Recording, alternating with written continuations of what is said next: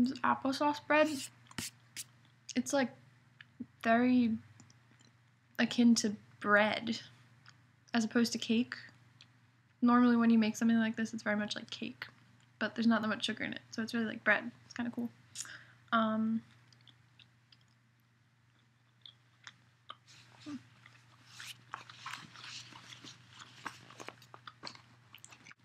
So I have to edit out because I have time for that.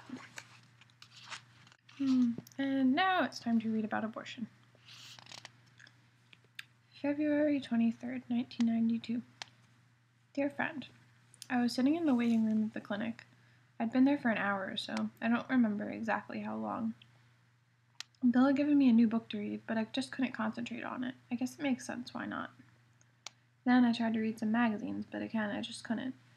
It wasn't so much that they mentioned what the people were eating. It was all the magazine covers. Each one had a smiling face, and every time it was a woman on the cover, she was showing her cleavage. I wondered if those women wanted to look pretty, or if it was just part of the job. I wondered if they had a choice or not, or if they wanted to be successful. I just couldn't get that thought out of my mind. I could almost see the photo shoot and the actress or model going to eat a light lunch with her boyfriend afterward. I could see him asking her about her day, and how she wouldn't think too much of it. Or maybe if it was her first magazine cover, how she would be very excited because she was starting to become famous. I could see the magazine on the newsstands and a lot of anonymous eyes looking at it, and how some people would think it was very important. And then how a girl like Mary Elizabeth would be very angry about the actress or model showing her cleavage, along with all the other actresses and models doing the same thing, while some photographer like Craig would just look at the quality of the photograph. Then I thought there would be some men who would buy the magazine and masturbate to it. And I wondered what the actress or her boyfriend thought about that, if they did at all. And then I thought that it was about time for me to stop thinking, because it wasn't doing my sister any good. That's when I started thinking about my sister. I thought about the time when she and her friends painted my fingernails, and how that was okay because my brother wasn't there. And the time she let me use her dolls to make up plays or let me watch whatever I wanted to watch on TV. And when she started becoming a young lady, and no one was allowed to look at her because she thought she was fat. And how she really wasn't fat, and how she was actually very pretty. And how different her face looked when she realized boys thought she was pretty. And how different her face looked the first time she really liked a boy who was not on a poster on her wall. And how her face looked when she realized she was in love with that boy. And then I wondered how her face would look when she came out from behind those doors. My sister was the one who told me where babies come from. My sister was also the one who laughed when I immediately asked her where babies go to. When I thought about that, I started to cry, but I couldn't let anyone see me because if they did, they might not let me drive her home, and they might call our parents. And I couldn't let that happen because my sister was counting on me, and this was the first time anyone ever counted on me for anything. When I realized that this was the first time I cried since I made my Aunt Helen the promise not to cry unless it was for something important, I had to go outside because I couldn't hide it from anyone anymore. I must have been in the car for a long time because eventually my sister found me there. I was chain-smoking cigarettes and crying still. My sister knocked on the window. I rolled it down. She looked at me with this curious expression. Then her curiosity turned to anger. "Charlie, are you smoking?" She was so mad. I can't tell you how mad she was. "I can't believe you're smoking." That's when I stopped crying and started laughing, because of all the things she could have said right after she got out of there, she picked my smoking. And she got angry about it. And I knew if my sister was angry, then her face wouldn't be that different. And she would be okay. "I'm going to tell Mom and Dad, you know." "No, you're not." God, I couldn't stop laughing.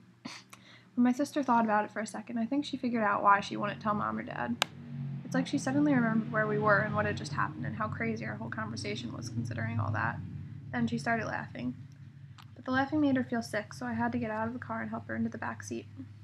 I had already set up the pillow and blanket for her because we figured it was probably best for her to sleep it off a little in the car before we went home. Just before she fell asleep, she said, "Well, if you're going to smoke, crack the window at least," which made me start laughing again. Charlie, smoking. I can't believe it. Which made me laugh harder, and I said, "I love you." And my sister said, "I love you too, just stop it with the laughing already."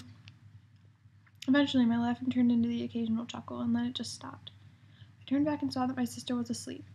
So I started the car and turned on the heater so she would be warm. That's when I started reading the book Bill gave me. It's Walden by Henry David Thoreau, which is my brother's girlfriend's favorite book, so I was very excited to read it. When the sun went down, I put my smoking pamphlet on the page where I stopped reading and started driving home. I stopped a few blocks from our house to wake up my sister and put the blanket and pillow in the trunk. We pulled into the driveway. We got out, we went inside, and we heard our mother and father's voices from the top of the stairs. Where have you two been all day? Yeah, dinner's almost ready. My sister looked at me. I looked at her. She shrugged. So I started talking a mile a minute about how we saw a movie and how my sister taught me how to drive on the highways and how we went to McDonald's. McDonald's? When? Your mother cooked ribs, you know. My father was reading the paper. As I talked, my sister went up to my father and gave him a kiss on the cheek. He didn't look up from his paper. I know, but we didn't go to McDonald's until before the movie, and that was a while ago. Then my father said matter-of-factly, "What movie did you see?" I froze, but my sister came through with the name of a movie before she kissed my mother on the cheek. I had never heard of this movie. Was it any good? I froze again. My sister was so calm. It was okay. Those ribs smell great. Yeah, I said. Then I thought of something to change the subject. Hey, Dad, is the hockey game on tonight? Yeah, but you're only allowed to watch it with me if you don't ask any of your stupid questions. Okay, but can I ask one now before it starts? I don't know, can you? May I asked, corrected. He grunted. Go ahead. What do the players call a hockey puck again? A biscuit. They call it a biscuit. Great, thanks. From that moment and all through dinner, my parents didn't ask any more questions about our day, although my mom did say how glad she was that my sister and I were spending more time together. That night, after our parents went to sleep, I went down to the car and got the pillow and blanket out of the trunk. I brought them to my sister in her room. She was pretty tired, and she spoke very softly. She thanked me for the whole day. She said that I didn't let her down, and she said that she wanted it to be our little secret because she decided to tell her old boyfriend that the pregnancy was a false alarm. I guess she just didn't trust him with the truth anymore. Just after I turned out the lights and opened the door, I heard her say softly, "I want you to stop smoking, you hear?" I hear. Because I really do love you, Charlie. I love you too. I mean it. So do I. Okay then, good night. Good night. That's when I shut the door and left her to sleep. I didn't feel like reading that night, so I went downstairs and watched a half-hour-long commercial that advertised an exercise machine. They kept flashing an 800 number, so I called it. The woman who picked up the other end of the phone was named Michelle, and I told Michelle that I was a kid and did not need an exercise machine, but I hoped she was having a good night. That's when Michelle hung up on me, and I didn't mind a bit. Love always, Charlie.